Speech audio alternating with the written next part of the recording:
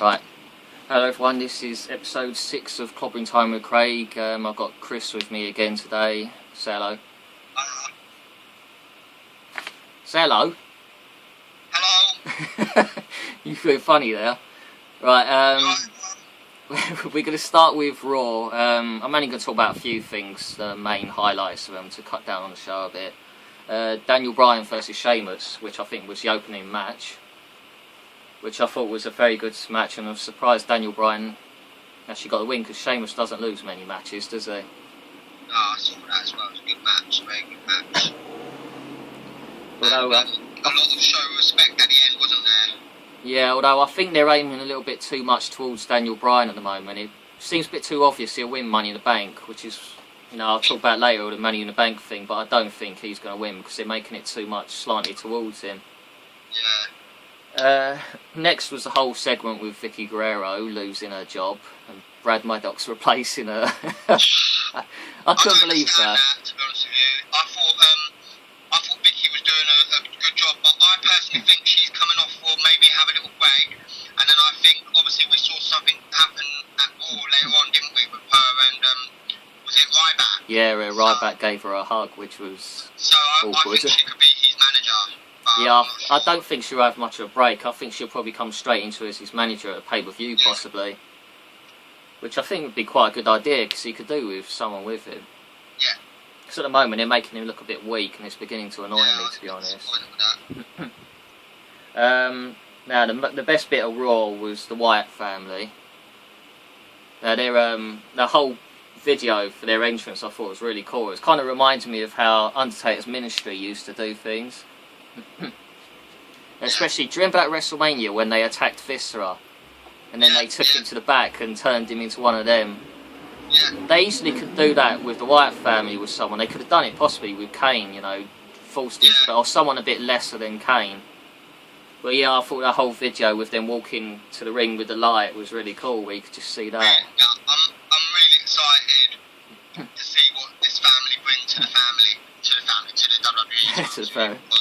They look awesome, and I'm hoping they do it so the two brothers, I don't know their name. What's their names again? Yeah, I can't remember off by hand. I'll just go with. I'm hoping they're the ones that do the dirty work, if you know what I mean. Yeah, I'm just going with Baldy and the long-haired bloke at the moment, because that's all I can explain them as. Yeah, I'm hoping though that they do the dirty work for him. That's what I'm hoping, and he just sits back and watches. I think that'd be really cool if he does that. But as we know now, Kane's not fighting at Money in the Bank, storyline-wise. They've taken him out. It'll be a case of interesting to see who replaces him, which we'll talk about in a minute when we get to the Money in the Bank bit. But yeah, that Wyatt family bit was definitely the best part of the Raw. It's a very cool video and everything. Then on NXT, I'm only going to talk about one match because I haven't actually seen the main event yet. But there was Emma against Summer Rae in the semi-final, which surprisingly Emma won, which I was expecting it to be Paige against Summer Rae in the final. I do love Emma. Oh yeah, she's become very popular. I can see why they put her in the final match. But I'm hoping they'll bring her on to the WE soon. I mean, sorry, the main roster, not WE, sure it is. Main roster. Yeah. That's what I'm hoping. Now on SmackDown, I don't think you've seen it yet, have you? No, I haven't seen nothing of SmackDown, I'm afraid, sorry. Yeah, well, Curtis Axel lost by count out to Chris Jericho, so he's lost twice in a row to Jericho in 1 week. Now, 1 minute they're pushing, I'm not sure where they're going with Curtis, if they've got bored of him already or if it's just a case of having him lose a couple of matches, but it don't make him look too good. He lost on Raw to Jericho and then again on SmackDown. I mean, I know it's Jericho, but really, if you're going to push him, he shouldn't be losing 2 in a row going into a pay-per-view match. But they keep doing this with Wade Barrett, so you never know, he might go and win Money in the Bank. But you had Ryback beat The Miz, which Ryback was faking injury and all this, and I thought he was going to do one of these stupid things of giving up again, like he did the other week. But he basically pulled Miz in, and he basically clotheslines Miz's head off, literally. But then he won the match, basically, which was good, because he can't keep losing. The best part of SmackDown was the Caitlyn AJ signing. which was really good. You know, they're really good on the mic, them two feuding with each other. I don't know if it's because they're such good friends, but they seem to really work well together. And AJ seems to have brought things out of Caitlyn, seems to have got her going more, which is good for her. I think 'cause it's given Caitlyn a challenge, that it's brought it out of her. But she basically, she speared AJ again and slapped Big E really hard. Oh, wow. Okay. And there was also, during the segment, Caitlyn had done these videos, on text messages rather, to her admirer before she found out it was Big E and it was a con. And she was moaning about Naomi and Cameron not being interested in talking to her, only interested in the Divas show thing. Plus, she even knocked Natalia for saying she's only interested in messing around with the Great Khali. Oh, God. If you've seen Natalia's face, she looked gutted. I thought she nearly walked out because of it. And I was half expecting them to do a text message of her slagging off Layla, but unfortunately they never did it. Because to me that would have set up for what I think is going to happen on pay-per-view tonight. But yeah, that was quite good how they did that. It was she was kind of trying to turn things on Caitlyn. But Caitlyn's still got Layla by her side, but I'm not so sure she will do tonight. Layla might do something. I think Layla's going to cost Caitlyn, to be honest. Okay. I mean, it's just that sense you get. She's always in the corner, and it's just that feeling you get that it's coming. And I had heard some rumours that there's a possible heel turn coming. So, what else we had? We had Fandango beat Wade Barrett. No, I like Fandango, but I don't think he should be beating Wade Barrett. It doesn't make him look too good. Nah, of course. Well, I mean, I still think Wade has got a big future. WWE anyway. I hope so. I just don't know why he keeps losing. Like, I don't know if it's to throw people off of people maybe thinking, oh, he keeps losing. There's no way he's winning on Sunday, and then they go and do it. Maybe that's what they're trying to do. Yeah. But you had Alberto. Well, this was meant to be Alberto Del Rio against Sin Cara, and you quickly realised that the person under the mask was not Sin Cara. It was Dolph Ziggler. As you could see Dolph's a lot slimmer than Sin Cara, because Sin Cara's quite stocky. And, you know, obviously, Dolph Ziggler did a lot better job than Sin Cara ever does. And he didn't botch, so... But yeah, it became obvious after it was Dolph, and yeah, this one girl in the crowd got really excited about it when she realised, it's like, calm it down, love, you're doing my ears in. And you had Randy Orton against Sheamus, which was a much better match than what we saw the night after WrestleMania. And people didn't... They keep fighting though, didn't they, them two? Yeah, I mean, it was a good match though, but obviously I think one needs to be a baddie for it to be that much better. You know, that was a much better match than what we saw at Al Raw, that's for sure. See, Orton needs to turn, he really needs to turn. I just don't understand why they're holding him back. I don't know what they want. Maybe if he wins at Money in the Bank, they'll have him turn by cashing in on a goodie, someone like John Cena or something like that. Yeah. Or even Daniel Bryan. I wouldn't be surprised if Randy wins Money in the Bank, Daniel Bryan fights Cena at SummerSlam, wins the world title, Randy cashes in on him and takes the title from him. Which, I mean, I'm probably being too clever for the script writers, but that's how they should do it. Right, now let's before I do the Q&A thing again, I'm going to talk about might as well talk about Money in the Bank now, since it's the day of the event. John Cena against Mark Henry. Who do you think of that? I think John Cena's going to win. I can't see Mark Henry winning that, no way, and I don't think there's any point on him winning it, to be honest with you. Yeah, I mean, they'll make Henry look strong though tonight. Yeah, they can't make him look weak, because it'll just throw out everything he did with that good segment that time. I don't think it's going to be a clean pin though, or pin, something like that. I think it's going to be a DQ or something like that. Yeah. Because, you know, otherwise it's going to make Mark Henry look weak, and it's going to throw away what they had going there. I think he'll look strong tonight.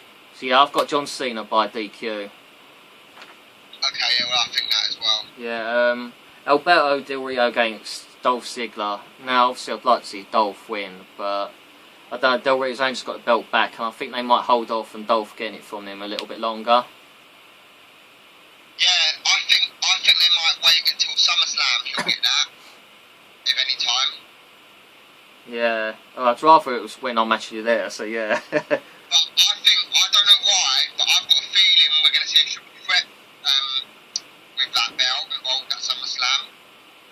Yeah, maybe. It's a bit soon to see with that, but yeah. Or even whoever wins the SmackDown side of Money in the Bank. I think this is what I think is going to happen tonight. If you don't mind me saying. No, go on. I think Big Z, what his name is, I think he's going to cross Ziggler tonight. Big E, you mean? Yeah. Yeah, he's going to cost him the Big E. Sorry, he's going to cost him the title tonight. Well, either that or AJ trying to help him will get him distracted and cost him. And I wouldn't be surprised if we see Dolph Ziggler against Big E at SummerSlam. Yeah. What else we got? We've got the Raw side of Money in the Bank. Now, as we know, Kane's not in it. Personally, I can only see one person. If they do replace him, well, there's only two people I could possibly see. One is Bray Wyatt.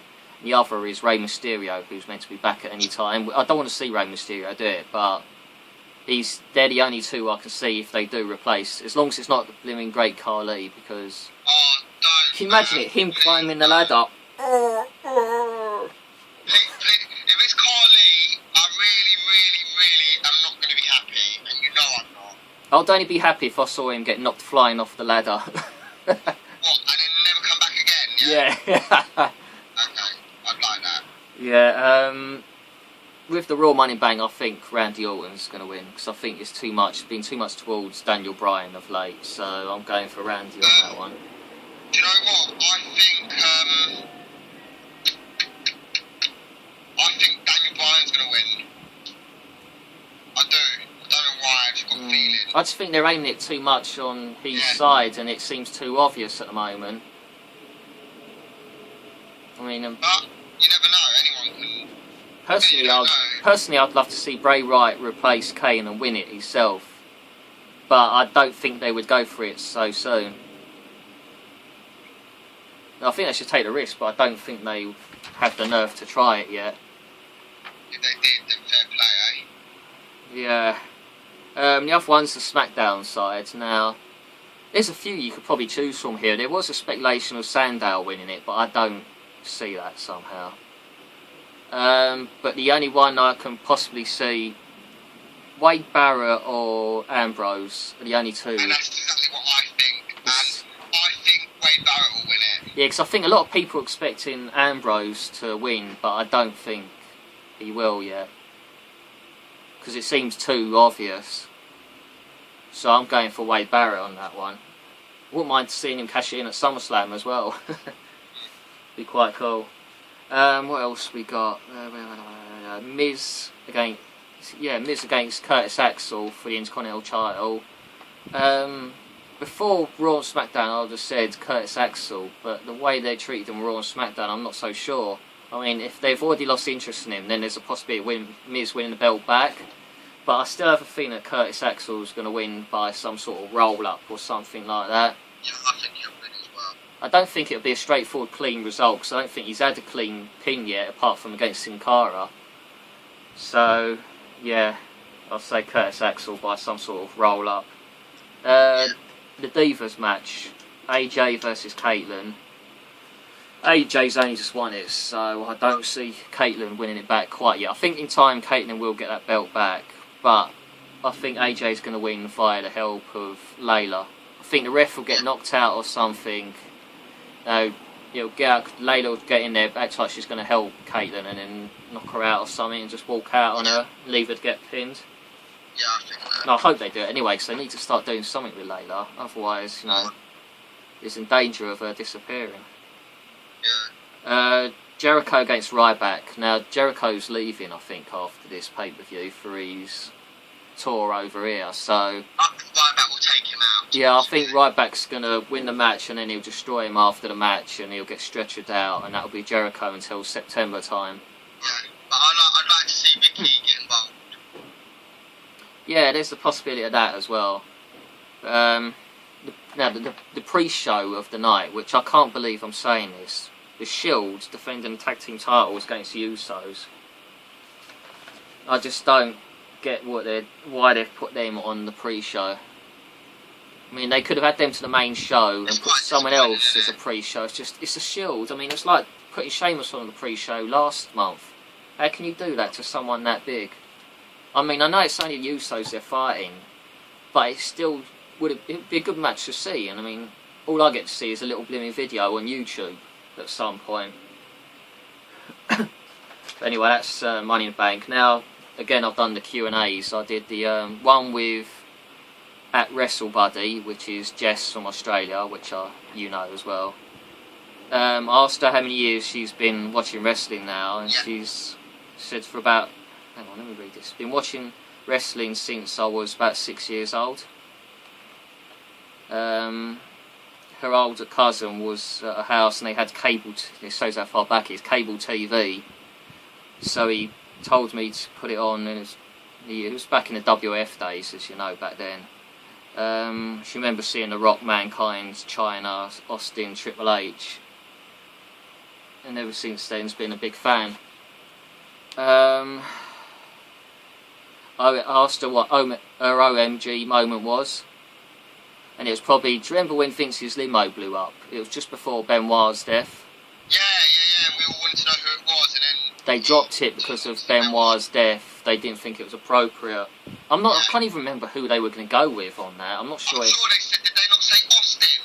No, I thought it was, for some reason I'm thinking Mr. Kennedy. I don't know why I'm thinking that, but I don't think it was Austin. I think it was going to be either that or a family member, but yeah, they dropped it because of that.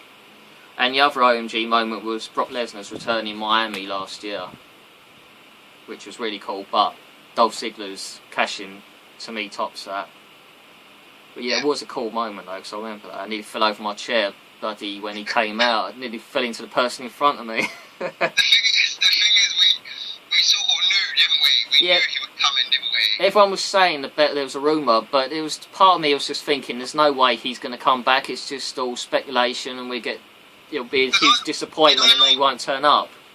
Did I not tell you there was a rumour going around, and then that's when you heard about it? Yeah, but sometimes with these rumours, they could be a huge letdown, and I just couldn't imagine Brock Lesnar turning up. And then when his music hit, I was like, ah! That was cool. Some of her wrestling experiences. She's been to many of the house shows in Australia, and they've got one coming up again in a couple of weeks, apparently. She would love to go to WrestleMania, Royal Rumble, SummerSlam and Survivor Series, as well as Raw and SmackDown in the US one day. But obviously, it's from Australia to America, it's not cheap, and it's quite a bit of a travel as well. She's met some really cool wrestling fans through going to events. They're like lifelong friends for her. She says it's hard to experience much because living in Australia means not having that much wrestling happening around there. I don't think they get as much wrestling like we have our British wrestling and all that. I don't think they have that. But all her experience has been positive, which is good. That will soon change if she meets Mark Henry.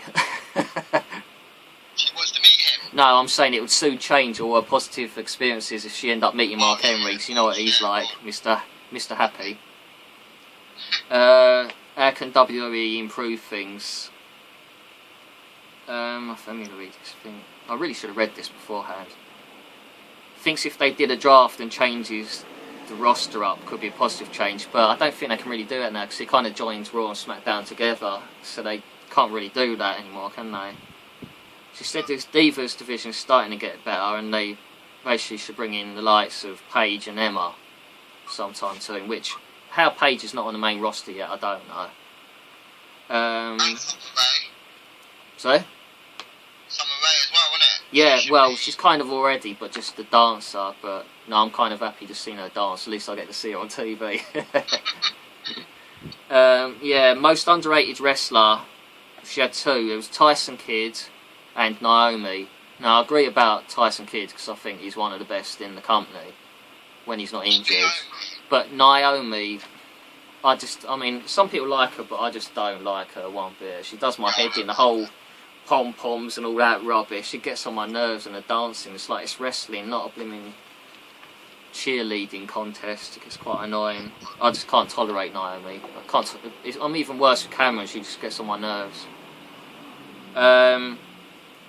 who she would most like to meet. She would love to meet Steve Austin, which he's one I'm yet to meet. I think you've met him though, haven't you? No, I haven't. Oh, you haven't? Meet him, but Nicole met him. Oh yeah, that's right. You didn't get to see him. Yeah. Let me get out of work. God damn it. Yeah, Steve Austin's her favourite of all time, and it would be a dream for her to meet him. But she said, there's loads that she still wants to meet.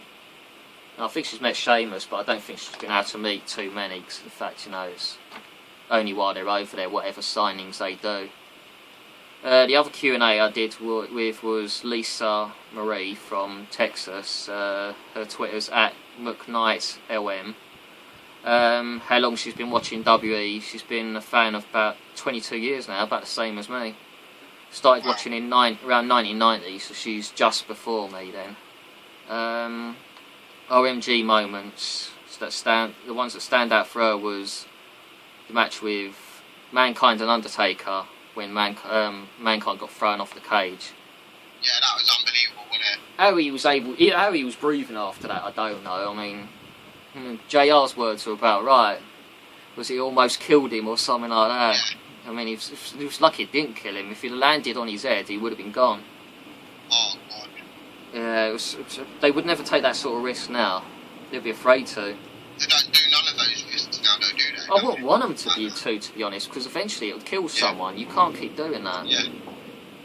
Asked her to tell us about some of her wrestling experiences. She's a huge Wade Barrett fan. She had front row for one of the SmackDowns last August, while he was injured apparently, and he turned up on the Superstars and returned that way, which made her really happy because no one knew that he was coming back yet, and he just suddenly appeared on Superstars. Oh, I didn't know that. That was, yeah, I remember that, roughly remember it, but yeah, they brought him out like that. Another great memory she had was, it's quite funny actually, Evan Bourne tried to throw his shirt to her, but she had a tall guy in front of her, so this jabroni kept grabbing the shirt. Of course, she's quite short. She's only about, I think she's 5'10". No, not 5'10", 5'4". So for her to get it over some tall dude, it's like, I'd have lost my temper and probably snatched it out of his hand, I think. Like, give me my damn shirt, man. And then Big Show tried to do it as well, and this guy in front caught it again. It's like, this is taking a minute. Can you imagine someone keeps trying to... Can you imagine if AJ tried to throw her top to you and someone else grabbed it? No, I wouldn't have it. You'd cry, wouldn't you? She was like the only girl in this massive group of guys, and it was just like she had no chance of getting a shirt unless she was in the front row, or right there to get it. How can W improve things? She thinks W's been great of late. They have their ups and downs like any company does. For now, I wish they would let the ladies, in other words divas, have more of an opportunity, because apart from Caitlyn and AJ, then the others are just really in the background for it, aren't they? Never mind. Can you imagine if Can you imagine they started doing a Diva Money in the Bank? Yeah, I don't think they would ever do it though. I mean, no, but it could be done. It would be interesting. It would be something different.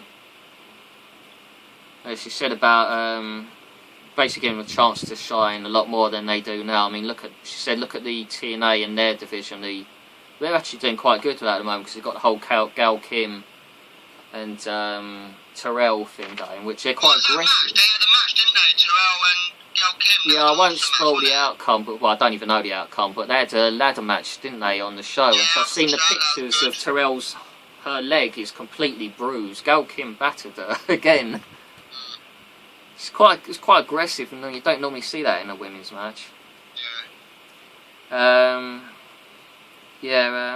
Let me where am I? Also think that the mid cards and even the lower cards should be given the mic to speak for themselves, not just the scripted rubbish. To be honest, if you give someone a mic, just look at CM Punk. You let him say what he wants, how much controversy and how much more interest it brought. If you just let these wrestlers say what they think, give it to someone like Drew McIntyre and say what he thinks. Yeah. It can just cause, so many pipe bomb sort of things. It'd make for more interesting TV if they let them say what they feel. Now give Natalia the mic and I want to hear what she would say. Because that would be quite good. But most underrated wrestler, she said Justin Gabriel and Tyson Kidd, which I mean, they could have been tag team champions, but you know Tyson's out for another year, and Justin Gabriel, I don't know, I'd rather seen him be Heyman's guy than Michael McGillicuddy. Yeah. But I don't know where they're going to go with Justin Gabriel. Who should most want to meet? Obviously, it's Wade Barrett. She hasn't had a chance to meet him yet. Hopefully, she might be going in the next year, so if she does, hopefully she gets to see him then. She's met Ryback. He's a very nice guy, which I remember meeting him at SummerSlam. He was. You really want to meet him badly. He was surprisingly cheerful when I met him because he saw my Lake Hall shirt and he liked it, and I got a smile out of him. Was like, so I remember seeing him in Miami. He's doing Access at SummerSlam, so I'm just thinking, do I do that and Kane? I don't know. I'm just thinking still. I'll pick Kane, but yeah, I remember seeing Ryback in Miami walking the streets, and he's doing all this with his shoulders and his neck like this. As I'm walking along, I'm thinking I'm going over there because he's going to clothesline me in a minute. He looks like he's in one of these moods for showing off that he's a big bugger. Yeah. Yeah, the second person she'd like to meet, which good luck with this, is The Rock.